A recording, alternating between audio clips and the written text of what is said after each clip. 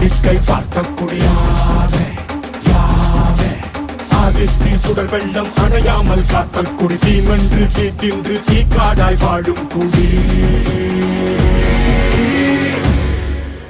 வா இரு தோள் எடுத்து வா குருவாள் எடுத்து வா ஒரு சூடுரைத்து வா வா வா இரு தோள் எடுத்து வா குருவாள் எடுத்து வா ஒரு சூடுரைத்து வா வா வா வா